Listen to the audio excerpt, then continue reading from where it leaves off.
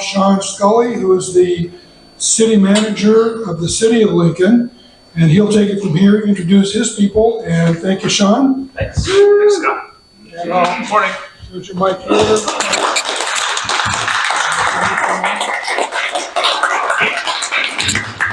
That sort of feels like the welcome you get if you're like a stand-up comedian, like in some pretty sad town in Tell us a joke. northern New Mexico. I will tell you a joke. Good morning. I'm Sean Scully. I'm your city manager here in Lincoln, and there's a number of us here today that are going to share some updates with you on the airport and some new initiatives and what you can look forward to this year. Before I do, maybe I'll share. Well, sort of a funny story. About a year ago, I'm in my office and I get a phone call. It's transferred to me from the secretary. And she says, "This is a really angry guy. He lives over in the Foskett neighborhood, and I don't know why he's so mad, but he wants to talk to you." So I said, okay. So I get on the phone with him, and this guy had just bought his house there. He'd moved from down south somewhere. And he said, "I am so annoyed at how poorly you're running this airport." And so I figured maybe he was a pilot. And I said, "Well, I'm sorry to hear that. What specifically are you discussing?" And he said, the takeoffs and the flying over my house are just completely absurd. I have dozens of aircraft flying over my house, it seems like every hour on the weekend, and I just demand to know when that's going to stop." And I said, "Well, there's some good news and some bad news. The good news is the airport is actually expanding. So the bad news is it's not going to stop. It's actually going to get much worse." What? My ear, drum blew out thereafter. But I do think it's kind of funny because every so often we get that from areas that are kind of in the flight path here, and we'll get new folks that move into town. It's usually two things. It's the airport or it's the railroad, one or the other. And I love to just remind them that the railroad was here before Lincoln was, and the airport's been here a really, really long time, and it's probably Lincoln is more likely to move than the airport is. So, I'm going to get started just on a couple real quick things here. We're just going to go through some of the staff that are here and just generally that serve this facility. Talk to you a little bit about our airport committee, which has added some members. Code enforcement, I'm going to do a real quick financial update, and then I'm going to bring up our public works director, who's going to cover some capital improvements, some updates on city-owned hangars. We have a very, very large project that's starting construction in a couple months we're going to want to talk about. I think we have somebody from Jessup here. Oh, there he is. Who's going to talk about our partnership and their presence here. And then we'll talk about a couple of events we hope come to fruition this third and fourth quarter of this year. And then any questions you have thereafter. So you know me, Sean. My assistant city manager is Nita. You probably will see her at any airport committee meetings. She handles most of the financials for the airport. Matt Medill, who's over here, is our public works director. He's also a licensed engineer. Scott Boynton, Scott's there. Everybody knows Scott. He handles all maintenance services, not only here at the airport, but everywhere in Lincoln. Rich, everybody knows Rich. There's Rich. Jason Duckworth works, you may know him. You probably don't see him very often, but you'd probably get emails and calls from him. He works just over here in Public Works. And then Roland Neufeld is the senior engineer. He does all of the engineering for every single capital improvement project we have out here at the airport. Real quick.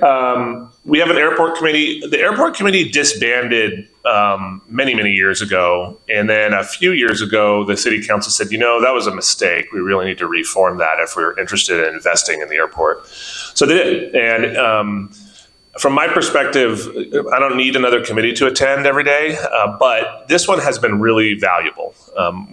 All of the initiatives you're going to hear today on some level have been brought and decided on at that committee. So if you want to know like a sneak peek of what's happening at the airport, zoom in or come on down. It's just once a month. And you can see all those agendas on our website. But we have two council members that sit in as ex officio members. So Whitney Eklund and Richard Pearl. Dan Clark, Bob Cooper Ryder is a new member, Lisa McArdle, who's a pilot out here. Everybody knows Byron. And then I think she's here. I think I saw her come in. Clara In the back is the newest member of the airport committee, so welcome to Clara. And then, of course, the staff that work with them. Okay, real quick, code enforcement.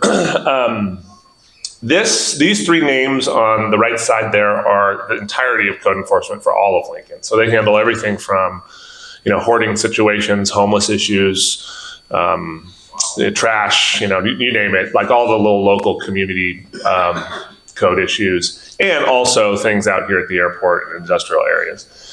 So when you're frustrated that somebody maybe isn't following the guidelines appropriately, just remember there's three of them, and there used to only be two of them. And before that, when I started, it was just Christine. So the team is growing, and we actually have had some success in addressing folks that are in hangars out here that maybe aren't using them for the purposes they're intended. If you notice any of that, I know I've spoken to many of you, and some of you are a little hesitant to share that sometimes because, you're going to see the person out here. What I can tell you is we don't take the name or information of whoever calls in a complaint. We don't share that information with anybody. If you choose to give it, even if you choose to give it, we still don't share it. So if you're concerned about that, you really shouldn't be. It's not. If the violation exists, it exists, whether or not you report it. And it's just helpful to us if you do, because we can't have eyes on everything. But what I want to say about this is that you may not notice the enforcement activity physically, but I can assure you that Christine spends, I don't know, somewhere from 10 to 15 hours, probably a month, on various legal work, evicting folks, correcting folks, making sure people are paying. And so a lot of that stuff just happens kind of behind the scenes and in via mail and email. So if you don't see activity physically, it doesn't mean it's not occurring in the background. Okay, I'm going to give a real quick financial status update, and I'm going to kick it over to Matt here. What you see here on the left is the second column is revenues. Column right next to it on the right is expenditures, and you have the net on the far right. So what we don't like to see in business or really any organization is anything that has parentheses. And you can see there's a lot of parentheses on the right-hand side. So what does that mean? Well, it means that the airport runs an effective structural deficit most years, or at least most of the recent years. I'm not overly concerned about that for reasons that you'll understand at the end of the presentation. But the reason for a lot of that deficit is that the airport carries a long-term, fairly large loan that it owes the city for a project that was completed in the past. And I think in retrospect, if we could all go back in time, we would do a different deal. Or at least I would hope they would. Because what it effectively has done is made it really difficult for us to get projects and maintenance done when you're running an operational deficit. That said, we've tried to be creative and use what revenues we do have to do additional maintenance. And I know that the airport was, not taken very seriously for a number of years, and so we're trying to step that up each and every year. And we think we're going to have quite a bit more resources to do so because of some of these projects that are coming up. So I'm going to ask Matt to come here. He's going to talk about some capital improvements and there's a really large hangar build project that is coming.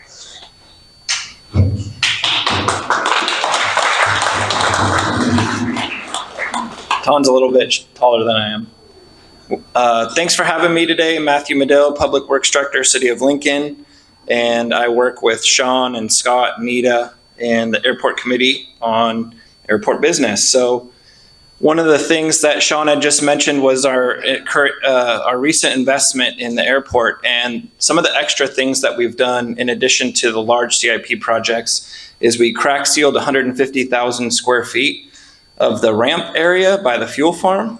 That was the first crack sealed, probably been done in quite so many years. We also painted and refurnished the airport lounge, the pilot's lounge. We painted the outside, and we did a few other projects. So for the CIP projects, project number 1 has been on the list for a few years. It was one of the requirements, the environmental requirements of the fuel farm. And we've been trying to get FAA approval for funding of that project, and we just recently, within the past week, we're informed that the project will not be funded by the FAA. The city moved forward several months ago with the project, knowing that we had to do it whether we had FAA funding or not. And the city has already awarded the contract. The oil water separator has been ordered, and it's anticipated to arrive in April or May. And the work will require 15 days of work, and taxiway A, E, and F will be closed during that 15-day construction period. So, moving on, once we found out that the oil water separator was not going to be funded, we had to find a project to use those funds before they'd expire. So we very quickly identified a larger crack seal project that is now in the queue and being evaluated by the FAA. We've already got the categorical exclusion as of yesterday, which was a very quick turnaround for the FAA. So I believe that project will be moving forward, and I believe the project in total is somewhere near $200,000. The next project, the good news is that the runway project design funding was approved for 2025. So that project will begin. The not so good news is the construction funding. When I first got here, that project was funded for 2025. Then it moved to 2026, and now it's 2028. So that's an $11 million project, and it will require 12 weeks of shutting the runway. I'm sorry, 8 weeks, but it might go to 12. So currently at $11 million, it's 8 weeks. That's a quarter of the funding the FAA has for this type of project. So they say, hey, that's a huge lift. And if you get that $11 million, don't expect to see any money for a long time after that because it's such a huge allocation. So the airport committee at the last meeting said, hey, is there any way we can scale down the project to get more traction so we make sure we stick to that 2028 and it doesn't continue to get pushed off? So we do have a report back for the airport committee. But the easiest way to lower the cost is to extend the closure from 8 weeks to 12 weeks. The 8-week schedule has 24/7 construction to accelerate the schedule. If we don't pay for that acceleration, that nighttime work, it will be $11 million. We haven't offered that alternative because we don't want them to tell us that's what you have to do. So right now it's scheduled for 2028, but nevertheless, we're starting design. The taxiway project scheduled for 2031. I see Damon kept it on the schedule. They actually told us just take that off the schedule because don't even expect any money anytime soon. But we kept it on the schedule. So when we get that runway project, that's going to be a huge win for the airport. But they basically said, you're not going to get any funding for quite some time after that. So that's our big ask. The city-owned hangars, as some of you know, the I think it's Placer Hangars Company. Those 29 hangars will revert to city ownership December 1st. That revenue, I believe we get 10% of the revenue. I think it's probably less than $1,000 a month on the ground lease, and that would go up to about $13,000 if the city wanted to retain and manage those hangars, which would be a great revenue increase. So we are exploring options. We're talking to them about potentially a renewal or a restructuring of the agreement to increase that revenue for the city and maybe have those privately managed. We're looking at putting out an RFP possibly to see what the options are, as well as we need about $1.2 million match for that runway project. You saw the financials on the board. You heard from the city manager how there's a large outstanding loan. Right now, we don't have that $1 million. So one of the options that we've been talking about is potentially selling hangars and getting that one-time revenue to fund the runway project. So those are some of the challenges and opportunities that we see with these city-owned hangars, and attending the airport users conference Association of California Airports in Lake Tahoe, they did talk about the hangar reversion is one of the biggest ways that airports become sustainable. That's a huge revenue enhancement, is when hangars do revert from the private ownership to airport ownership. So we're definitely looking at that seriously. We've been asked by our airport committee to issue airport management RFP, again, exploring all options to see how we can best serve the airport users. That is something that we'll be issuing soon. I did a mock-up, putting the pressure on July 1st, although the city manager said we'd have it ready by the next airport committee meeting. So I think we have about 2 weeks, actually. That was wishful thinking. So we are going to be issuing an airport management RFP. I believe it was done a few times in the past and it didn't appear feasible. So we're going to attempt again to see, can we get more value for the airport revenue? The Executive Hangars of Lincoln project. This project has 48 T hangars and 16 box hangars. I wanted to share a few of the construction slides to basically inform everyone out here. There's going to be a pretty large footprint of this project, and you can see the construction outline, which will be fenced. It goes all the way to the fence. So it basically closes off the ramp to where you'll have to go around on the taxiway or you'll have to go around on flight line.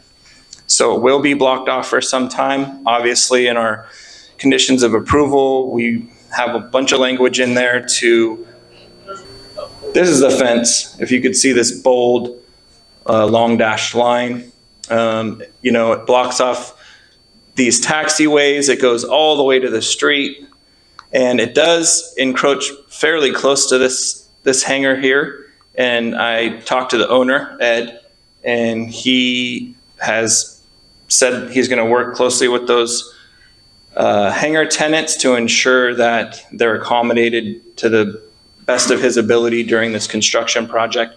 There will be some material when they start grading. They're going to bring in a lot of dirt.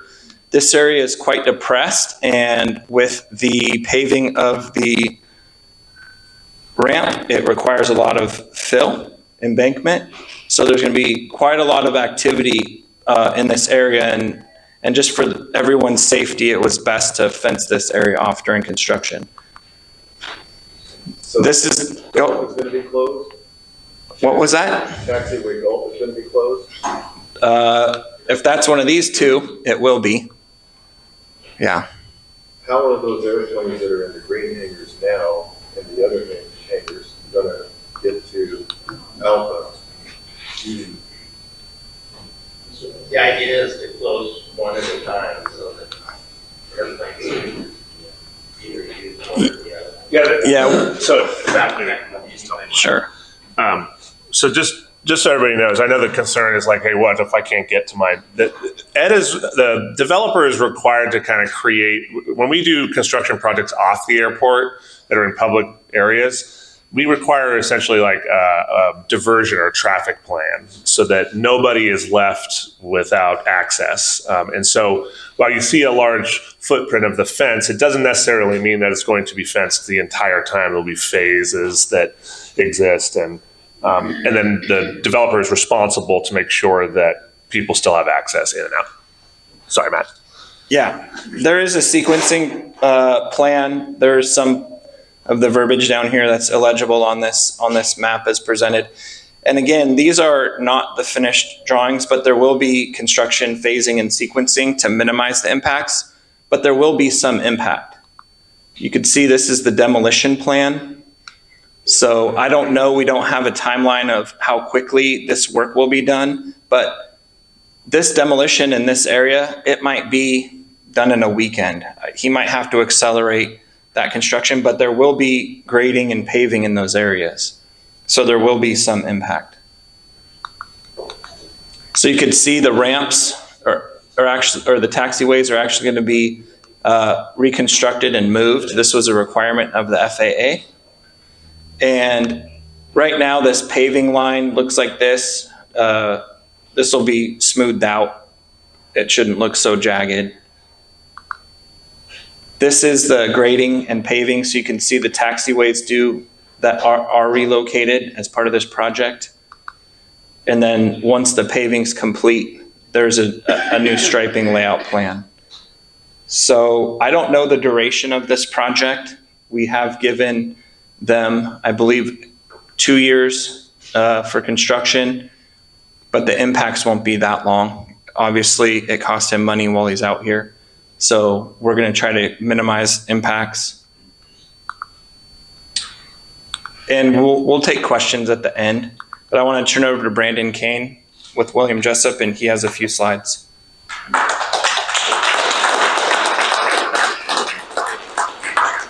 Get adjusted here. Can everybody hear me? Awesome, perfect. All right, good morning. My name is Brandon Kane. I am an aviation professor and chief instructor at Jessup University. And I'm just here to talk to you about Jessup's presence at Lincoln Airport and how we are expanding and hopefully see your faces more.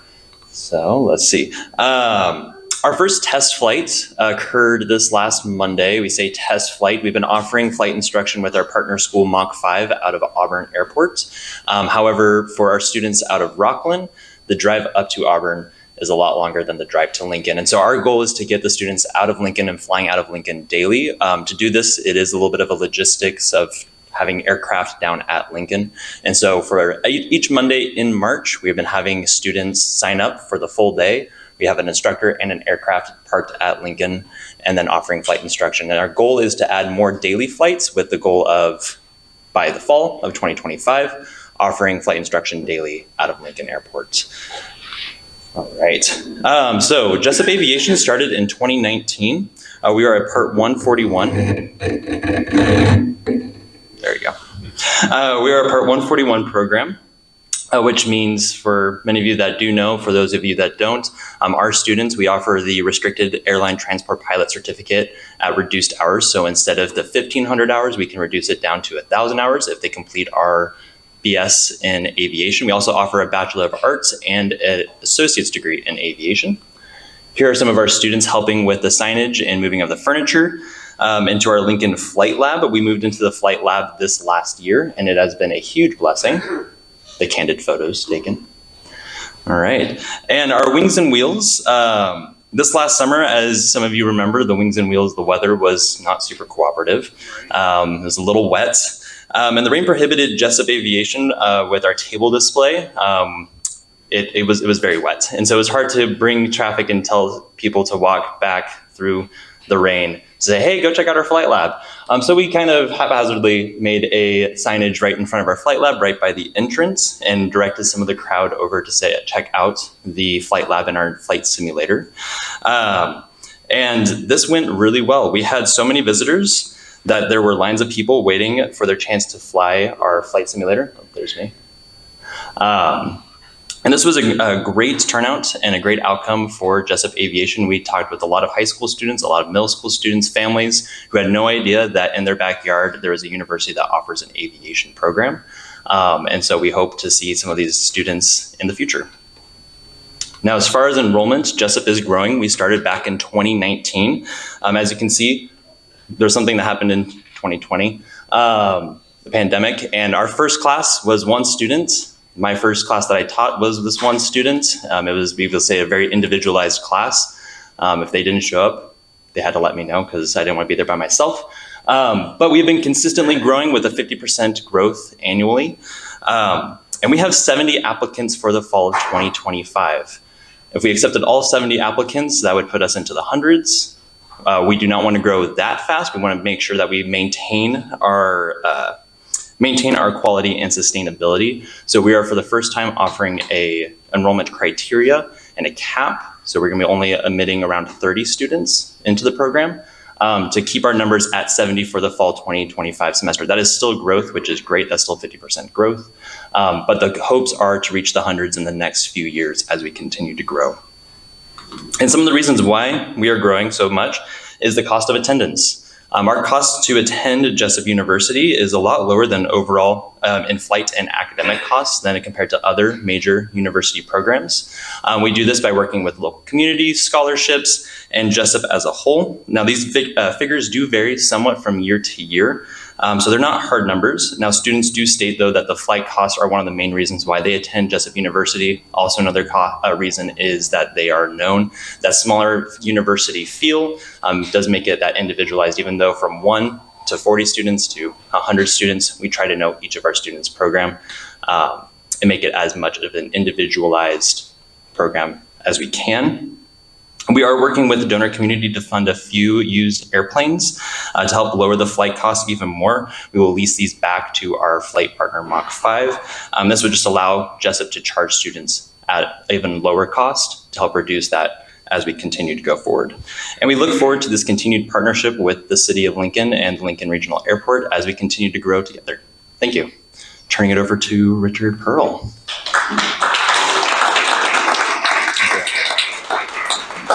I hate following tall guys. There we go. That's good. Okay, good. Well, good morning. I think most of you know me. I've been a member of the chapter for a long time. I'm a flight instructor and a CFI in gliders. Those are the people who, take off without an engine and land without an engine. So it's pretty interesting. But I've been associated with the airport for a long time. Aviation is a passion for me. I've got a passion for this airport, and I've seen it from really at a low level when no one cared about it to where we are today. And it's night and day difference with both the administration and the city council. So as Sean indicated, we are truly different now than we were before. A lot of the work that I've been doing with the airport has been outreach with the community. Why do we open up airports, not just here, but everywhere else? 3 reasons. 1, because it exposes people to aviation. We want them on our side. Right. Okay. 2, because it enhances the community. People understand destinations. We want an airport, our airport, and the city of Lincoln to be a destination. Airport is an integral part of the fabric of Lincoln, has been ever since the airport was founded, I think in 1942 or 43, and then turned over to the city roughly in 1946. So the 3rd reason is monetary. And some of you may know that I was the city treasurer, so I always think in financial terms. Now I'm on the city council. But that is, we have to make the airport financially viable. Sean mentioned, he showed you the statistics. They weren't pretty. Most airports of our size struggle financially from operations. Most times they make it from the side. If like Auburn, they can lose money on operations, but they've got this big footprint where they have office buildings, and that cash throws into their airport fund, and that's why Auburn has, among other reasons, that's why we're profitable. We have that opportunity right across the street with the 84 acres out there. We're actively working on that. The revenue from the sale of those lands and leases will accrue to the airport fund. Just very quickly, the city we're a full service city. We provide virtually every service in the world. With the police, fire, recreation, the library, public works, water, sewer, refuse. The only thing that we don't provide is gas and electric. Okay, so we are a full service city. Every single one of those departments stands on its own, so that the airport is its own fund. And by regulation, by federal regulation and accounting principles, the revenues that are generated have to stay within the airport fund. That's the good news. The bad news is you need the money in there in order to maintain the airport. And that's been the struggle that we've had. Sean indicated that the airport has been kind of like a lost stepchild up to recently. And I've been associated with the operation for a long time now, and I can tell you that I've never seen the enthusiasm from the city, by the administration, and the city council. Everyone is finally recognizing that this is a jewel, this is an asset, and we have to do what it takes to make it shine. And right now, it's still in the ground. We've excavated it. We know where it is. We're getting ready to extract it and polish it and be what it can be. Because this is just a fabulous opportunity we have over here, not just for aviation, but also for what we can do regionally to bring people into this area and to make the airport truly an integral part of our community. So how are we going to do this? We do this by bringing ourselves exposing ourselves to aviation, right? Exposing ourselves to the larger community, not just with Lincoln, but to Placer County and the 6 counties around us over here.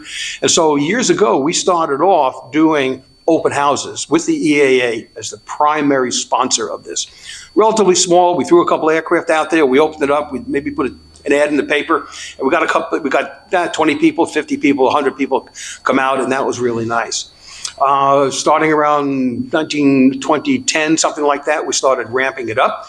Bigger and bigger and bigger, more and more people came out. 2016 or 17, we had a full FAA certificated air show out here with paid aerobatics. That was a really big deal, and the only reason that, and then we stepped back a little bit, and now we're coming back up. We're backfilling for an open house and aviation event that is really well-rounded, and it's drawing more and more people, with the exception of last year, when there was only one 12-hour period in 6 months that we had rain, and of course that was exactly where when ours was at. So as Brandon indicated, yeah, it was a little damp out there. So, but I'll tell you, we still managed to pull it off financially. We're figuring out, I think now we have found out, how to make this thing work, because all the monies that we have, the net proceeds are putting back into the airport. We have continuously given the proceeds to the EAA. Okay, for their scholarship program. We're happy to do this because we can't put aviation events on out here without your support. It just doesn't happen. And so that was part of our give back. The other thing that we want to do as we expand the concept, and that's why we changed it from Lincoln Open House to Wings and Wheels, because cars drive people to the airport, and we bring a different whole level of spectators, and then they see aviation, and they generate their money, and we take that money, we power back into the airport. So that's why we reclassified it as Wings and Wheels, and we did very well financially last year, all things considered. If I think we had about 3,000 people out here. We could have tripled that, and every single additional person, the revenue from that would have gone straight to the bottom line. Okay, that's monetization of an asset, and that's what we want to do. So, again, it's going to be this year, Friday night, the 22nd. We're having basically it's going to be essentially the same as we had last year. Ramped up a little bit, a couple more bells and whistles, but still good. Friday night, we're going to have the hot air moon glow. We'll bring it inside the fence this time. We'll open it up to spectators. Our guests, they can come in. We'll have food trucks there. We'll have a band there. We'll have a good time. There'll be an entrance fee to come in. And then on Saturday, we're going to have a hot air balloon rise at 7 o'clock in the morning. Aircraft. Last year, I had commitments for about, I think, close to 80 aircraft to come in. And of course, I think we had about 20 or 30 finally on the flight line. For some reason, when it's raining, no one wanted to fly. I don't know why that happened. So, but this year, we're going to be able to put on, I'm confident, a really good event, and where I think we're going to do at least 10 to 12,000 people, because we really get great exposure throughout the entire region. So, as far as we're planning to do essentially the same thing as last year. Again, this is the airport will not be closed. The airport will be open. We will have our key air communicator, Tony Kasabasic. We'll have ground people. Shake your head, yes, Tony. Not no. Shake your head, yes. There we go. Stacy, you'll let him. It's okay. So we'll have the same thing. We'll have a ramp bus. We need your cooperation to make this happen. We have another whole team. We'll be handling the cars. Last year we had 200 cars. We expect to have probably 250 or 300 cars out here. Essentially, the footprint will be the same. Rich Spinelli will start moving aircraft from the south all the way to the north. We'll have to work around the construction, but we can do that. We'll make it happen. We're going to bring people in. We're monetizing it so that there's free parking that takes away a lot of problems. We come in and there's a fee to come in. Youth under 18 are going to be free. We want to make it family friendly. Jessup University is going to be there. We're going to have a youth aviation expo with Beal. They're going to bring stuff down. We're going to throw some flight simulators over there. We're going to have a great time. It's a great way to say to the community, hey, we're here. we want to be a part of this fabric, and here's how we're giving back. So that's going to be really cool. So we're not going to have the airplanes, we're going to have the cars, we're going to have the hot air balloons. It's really, we're making this into a signature event. We're also going to have as much heavy iron and specialty aircraft as we can afford to come in. That little puppy over there cost me $800, to have him fly in. So we have to be really careful with the, with our revenue for avgas. But we will have money to bring in, because that's the sex appeal. Everyone loves, our GA type aircraft, but the heavy stuff is what really sells, and that makes it fun for the organization.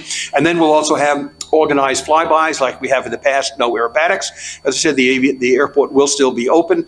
You can come in, you can come out, but Tony will give you guidance, shall we say, throughout the day.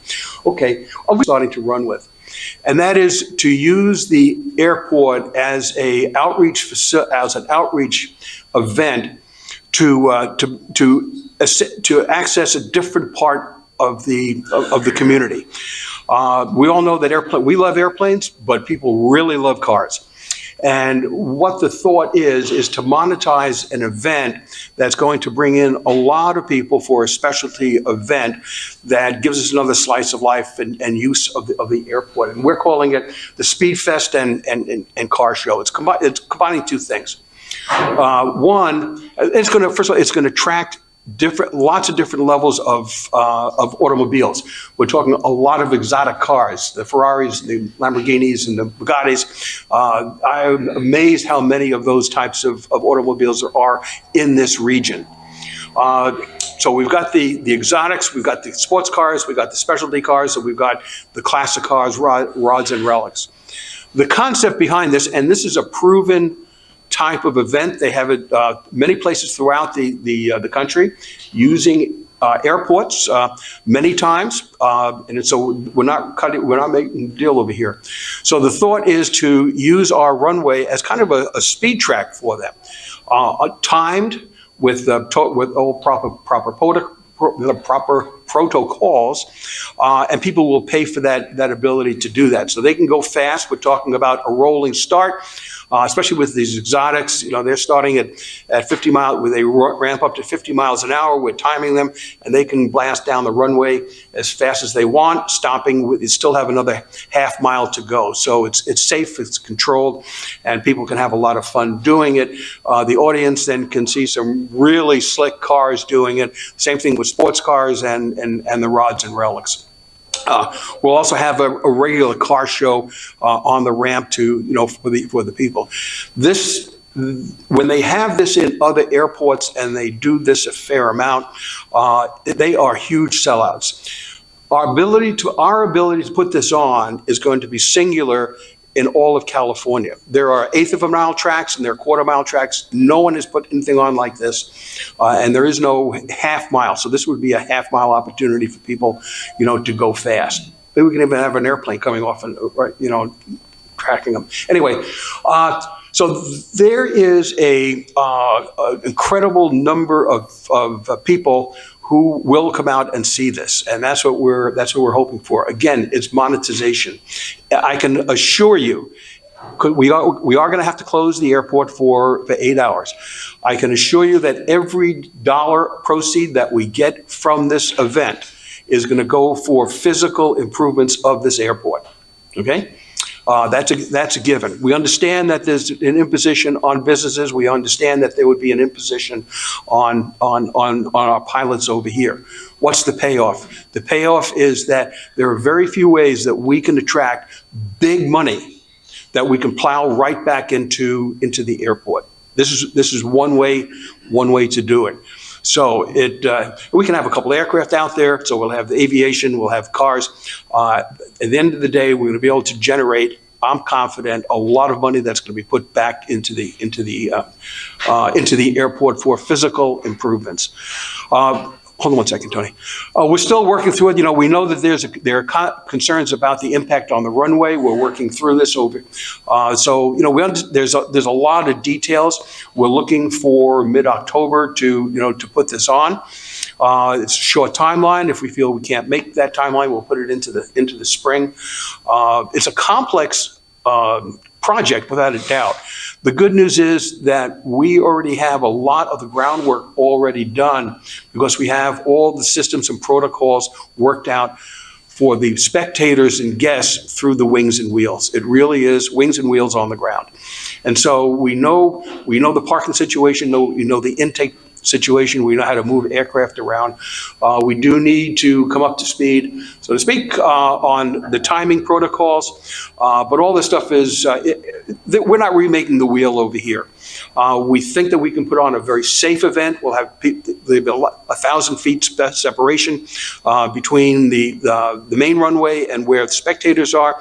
The FAA was comfortable with that when we had our air show, and so that's not going to be a problem. And frankly, even these guys, the exotics especially, they'll come up to 150 to 200 miles an hour. By the time they get past the spectators, they're down the runway. So from a safety standpoint, we're confident we can put this on. We're confident that we can control the crowds. We're confident that we can bring in the people who are going to help generate the money that's going to stay in the airport. So it's still a work in progress, without a doubt. As I said, we're working hard on it right now with the entire team. In the city, we'll be talking to other airports around the country that have put this on.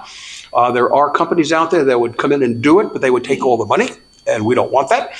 We think that we can handle it right here with ourselves, and as I said, all the money is going to stay within the airport. So this is a work in progress. We'll keep everyone posted on it. We're looking at October 10th and 11th. The weather should be good, but it's not like running an air event. It's on the ground, so we've got some latitude over here. But there'll be single runs, and then you can have timed. You can have dual runs down the runway. Anyway, it's going to be. We'll have a lot of information coming out to the pilot community and to everyone else as we work through this. So I'm going to start. I'll open it up for some questions. Bob, I'll go to you first. Well, first of all, do you have an idea what kind of revenue we're talking about? Net revenue? I think that there's no reason we can't go north of $100,000 net on this. We can certainly use it. Everyone knows the ramp here. And the ramp Right. has been maintained a long time. We Yeah. don't have the money, the city does not Right. do the ramp. Yeah. And they're going to guarantee that money will not be just put into the... That is an ironclad guarantee. Okay, I've got the support. I've got the support of my city council, and I have the support of the city administration, and the city manager works for me. So I'm telling you, all the monies are going to stay here. One last question. Yes. Richard, what is your pitch to the FAA? You're going to have to close the airport, basically close the runway. Yes. So you're going to have to get approval, right? That is correct. There are FARs that require it. So they do allow the airport to be closed for non-aeronautical activities.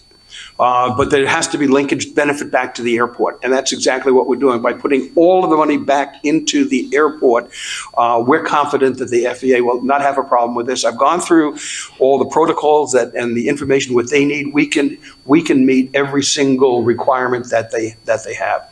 So, and again, this is not the first rodeo that they'll see this. So it's the first one in California, probably in about 10 years, but around the country, the FAA is well used to this, and we've got all that side covered because the money is staying within the airport. Thanks, Bob. Bruce? Yeah, given the current climate for insurance, what are the ramifications for getting something like this insured? Is the city covered? Do you have to issue a special policy? Sean? Yeah. Okay, good question. So the city is in a I'm sorry, Richard, this is so weird. The city is in a self-insured pool. So basically the way we insure our operations, including the airport, is a bunch of cities in Northern California essentially pool money together and create our own little insurance pool. And so special events are generally covered, parades. I even had a long time ago in another city, I even had a bull run on a street that was insured. So I'm pretty confident we can get and I'm not kidding about that. If you want to talk about it after, I'll tell you the story. But it was crazy. But I was young, right? So whatever. So this one, I'm pretty confident that we're going to be able to get it insured. Alternatively, if the risk people are just too concerned about it, I've already looked into special event insurance, and it'll just be built into the budget. But the other part to it is that anybody that participates, anybody will have to provide their own insurance endorsements and their own waivers of liability. So we're not going to take any risk as far as it relates to the participants in the event. Our coverage will be more for the people that are attending and general safety. So hopefully that answers your question. Yeah. And the typical trip and fall, that's covered normally. Tony? I think Sean just answered the question, but obviously the city is the sponsor of this event. City will be the sponsor of the event, yes, absolutely. They wouldn't technically, actually quite a few of these, they don't actually close the airport for the entire 8-hour block or something like that. There'll be a lunchtime break of 2 hours where aircraft land and take off, and that's when you get to the FAA. Okay. For events like that. Good. So, Okay. and we should do this twice a year at least. So. Be still my heart. I'm 100% on board. Okay, good, thanks. Yeah, I think this is an opportunity to really help to put Lincoln on the map. Frankly, we didn't get the planes of fame. We lost the planes of fame. But this is a way that we can help monetize events out here to put money back into the back into the airport itself. So, great question, great answer, great input. Thanks, Tony. Yes, sir, ma'am. I was thinking about first responders, right? We talked about a little bit of liability insurance, and I know we have some great equipment in the city of Lincoln, and that's a place to really highlight that, as they may have to go there for some reason, right? And so I was just thinking about first responders in our city of Lincoln, highlighting that. Yeah, obviously, there's a lot of safety protocol specifically like that, and safety at an event like this is just like our wings and wheels. We have our police and fire department over there. The PD has. We'll have an entrance station. And we'll have everything here, for the safety of our guests and any participant. Yeah. So our police and fire departments will be here. And we'll also, when we run any of these events, we also put out the word to AMR to alert them. And so there's not a problem. And obviously, because, with the closure of the airport, we work in concert with the FSDO here. But I think more so, right, I think about my children and bringing them. One of those things as they're bored of what's happening is going and jumping on trucks and looking around. Right. And so as they're already there probably, right, and having them to be able to be a place that might be able to advertise the importance of first responding in our area for the children that are attending. Because the need for speed, and my son's going to be there, my husband's going to be there. And they've never been to the airport before. Right. Okay. Yeah. Good. Any other questions on this at this point? Well, good. Let's open it back up for any questions about any type of anything else that we were talking about today for the hangar builds or what we have plans. Tony? My number one concern when I hear the city say that they want to revert on hangars is that generally cities become slumlords for the hangars.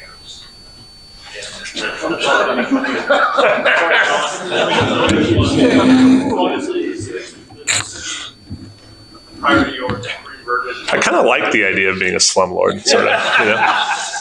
Go back to your room.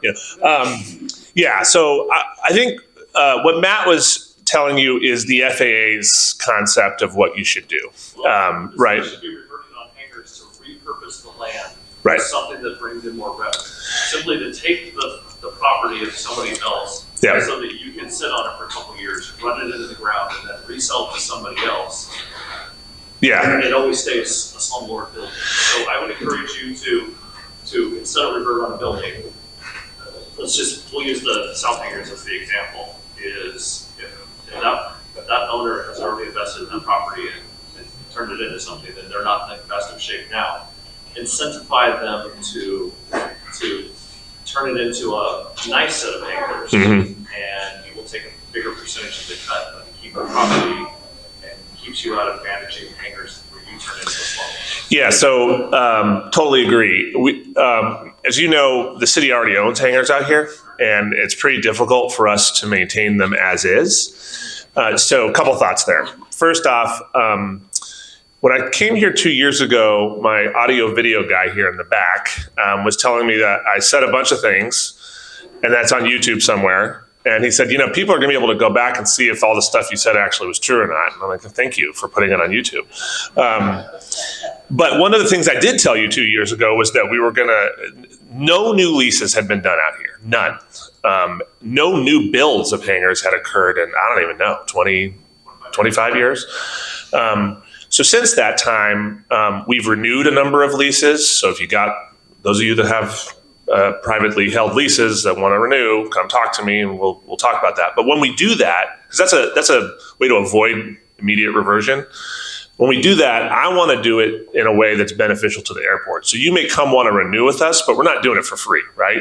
You're going to pay a little bit more on your lease. I want a justification of why we're doing it. So for example, we did a couple on Flightline and they included capital improvements that the folks wanted to do. So they wanted to invest more outside of their footprint, or they want to bring in a new business. And so there's a value there for the city. So as far as it relates to reversion of like large hangar blocks, like the southern ones, what we want to look at is how do we increase the revenue over kind of the laughable amount it is now and not saddle ourselves with long-term maintenance responsibilities. There might be some opportunity where we do take a reversion because we think maybe the place is in such disrepair that it needs to be trashed and redeveloped. But generally, I'm looking at my maintenance guy back here. I don't think that he's interested in, how many hangars is that on the southern end? 29 additional hangars to maintain. We don't have the money to. Yeah. List number 1, explore business leasing opportunities. Yeah, and so that's what I think you'll end up seeing on these deals is we've started to go out and test the market here. So we're not just calling up a buddy and saying, hey, would you like to start a business opportunity or buy hangars? We're sending out RFPs and we're asking, developers, professional people in the aviation community, give us your best and revenue opportunities and we'll consider them. And a lot of that's airport committee stuff. So again, come to that meeting because they talk about every single meeting. How do we generate a little more? How do we generate a little more? And the last thing before I get out of here, because I just really want to highlight the 66 new hangars. I get that that's going to be an inconvenience. I really do. But here's my perspective. We either keep the pie the same and everybody continues to pay a little bit more, but you never see any improvements, or we expand the pie, i.e. add hangars and pilots, and actually can get some projects and maintenance done out here. So, oh yeah, and one other thing Matt didn't mention on this, aside from the two new taxiways we're requiring the developer to install that will be benefit to everybody, there's also public bathrooms that are part of this project, which I know is kind of a pain out here. So you won't have to drive all the way to Rich's office or whatever. Yeah. What's the time frame on the new hangar project? We think that. And what's triggers that? What's you thinking about? The RFP was issued, I think, middle to late of last year. The developer's been in design. Most of the holdup has been, you want to guess? Environmental and the FAA. The FAA actually has been pretty good overall, but it's a big project for Lincoln, and it's super expensive. And one of the things that Ed would tell you if he was here is that this latest tariff thing has been significantly detrimental to his project because of steel and sourcing steel. And if Byron Maynard was here, he'd tell you the same thing because he's working on a hangar project too. Yeah, I would say that you're going to see dirt starting to move as soon as we're really out of the wet season, so late spring, and we'd like to see it continue through. We give him, when Matt said 2 years, 2 years is the contractual timeline because, things happen, right? But what we think you probably, in terms of the public improvements that are going to be a pain for you, which is mostly the flat work, probably not that long. Most of the time is going to be construction of the actual buildings themselves. So I can tell you the developer would love to have them done or at least phases of them complete and available for sale third quarter, fourth quarter of this year. Any other questions for me? Yeah. Hi. With all the growth and expansion, what's the tipping point of having this be a towered airport? Yeah, we get that a lot. I don't know that actually, I'm sure that there's a technical answer to that. I think it's 100,000 flights. I think we're pretty close. 100,000 flights per year. Aren't we in the 90s? Yeah. There's two parts to that. One is the number of flights, and the other thing is the FAA's funding ability to fund it. I mean, and they've got their own problems right now. So frankly, I don't see a tower out here for a long time. I mean, there just isn't. The towers are exceptionally expensive. I went through this with Truckee Airport, and even at Truckee, they couldn't afford. The FAA didn't allow them to win. Truckee Airport funded it themselves, and so it just gives you an idea that it's a very difficult thing to do. I don't see us having a tower out here anywhere in the foreseeable future. You need a commercial operator really to pay for a tower. Yeah. Well, and we are kind of getting to a point, honestly, with interest. This is funny. When I was here 2 years ago, a lot of the discussion was like, the questions were really nice. Do you think there's a way we could like do a little crack seal project, or could we get some landscaping?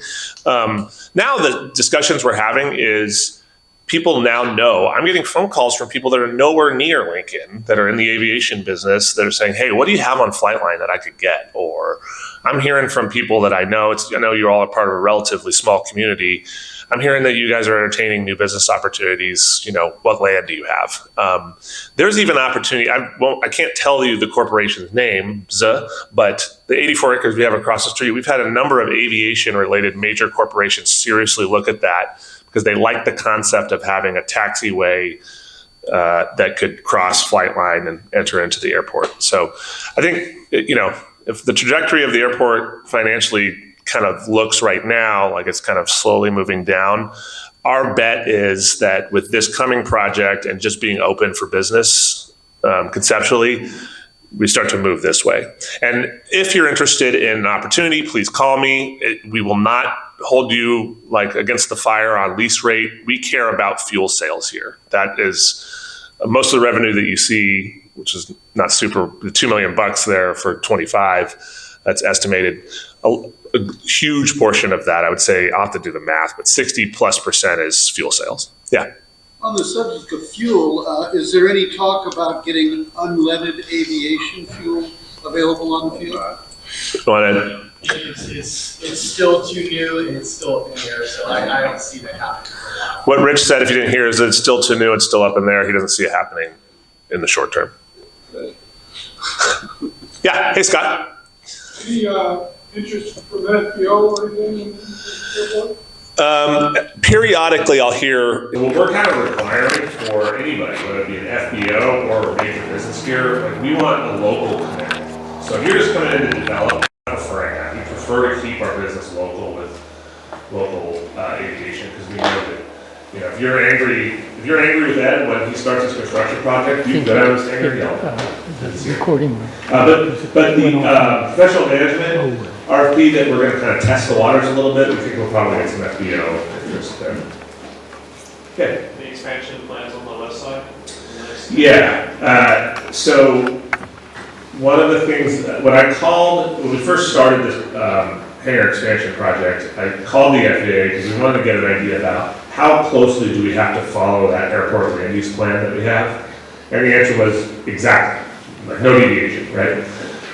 And so what I had heard was that while we could move on the other side, there's environmental issues over there.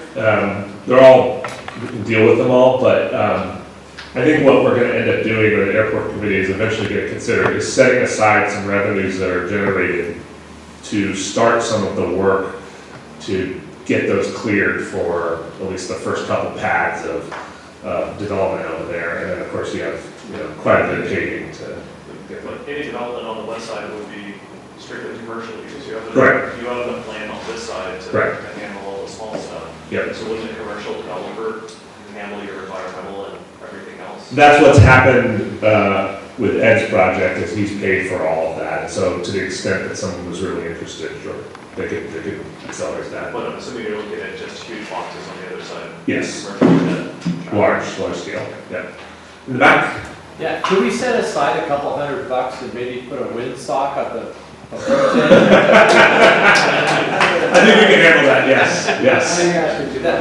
Actually, no, absolutely not. I would really like that. That would be nice. Each end. Hey, look, if we only deliver a windsock as a result of this meeting, I think it's a success. Two. Oh, okay. Wow. Really jamming me down now. Any other questions? Yeah. Does the county share any of our taxes that we pay on our airplane? Yes. Yes, they do. So possessory interest is what you're talking about. And yes, it is split with the city. It's never, in our opinion, it's not equitable in many cases, but yes. When do you renegotiate that deal with the county? You know, the thing about tax sharing agreements is the lunacy of them is that they are forever agreements in many cases. So we can reopen them, and as a matter of fact, in other areas of town, we're looking at that. You're getting screwed by Classic County providing those services. Yeah, I'm on YouTube, so I'll just start myself. Yeah, no comment. Any other questions? Just another one. I made the same comment last year or 2 years ago, or whatever it was, and our fuel prices for avgas are a buck higher than places that we don't fuel. So personally, I don't fuel here. I'm sure there's a lot of people that have their own aircraft here that don't fuel here. They'll stop someplace else to save a buck. Yeah. So now, if those other airports can make money on the fuel at those prices, I'm sure we could too, and we could increase the volume if we had a reasonably priced fuel. And right now, it's at the highest. Yeah, so here you generally agree with you. There's a little bit more complexity to it as it relates to how our wholesale arrangements work. And we have, he's not here today, Dan Clark. Dan has been kind of the guy on the airport committee that's helped us explore kind of like other opportunities, whether it be like local price drops for if if you're locally set here at Lincoln Airport.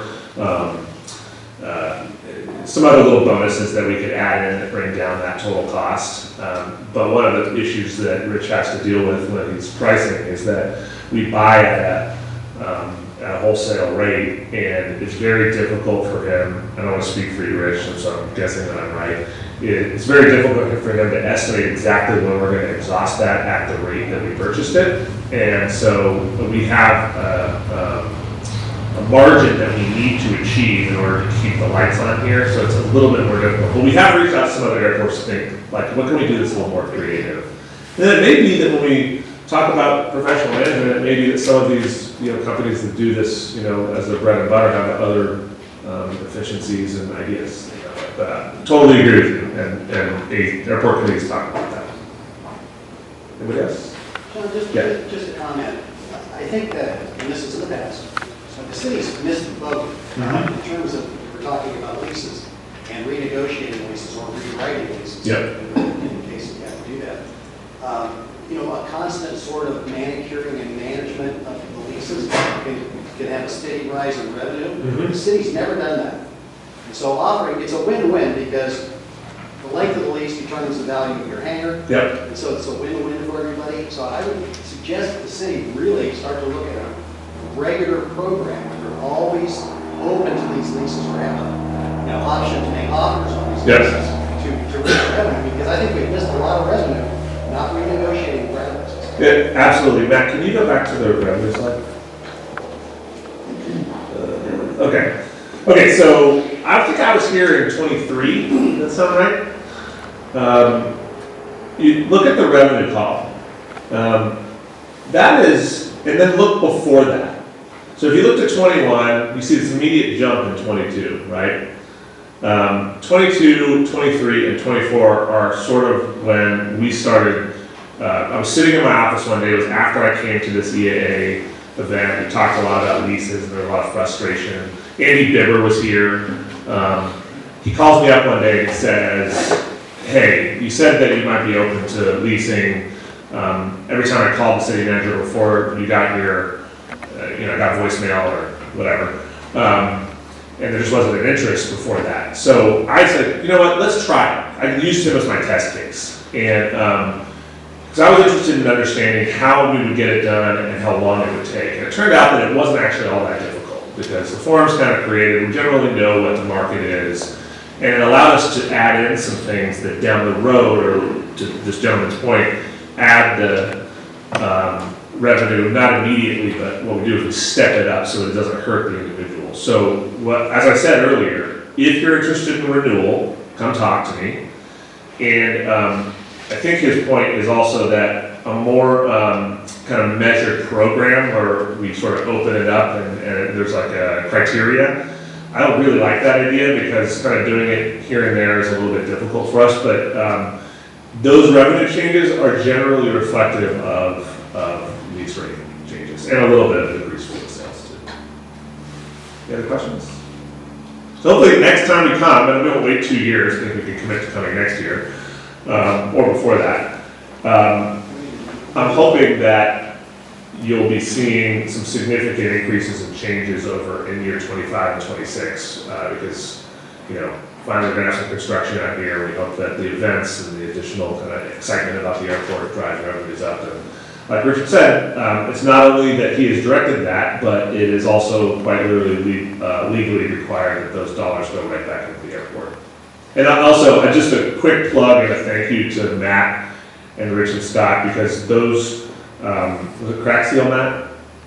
The crack seal project that we did out here, I don't think we've done anything like that in a really long time, was done by our guys, our public works guys. We didn't outsource that. We bought the materials. They came out here, our streets guys, and they banged it out. And we hope to do a lot more of that. We may, as revenues go up, we'll start to look for efficiency, so we'll probably hire that out. But our idea is to really focus on the maintenance and upkeep of this place. All right. Thank y'all. Thank you.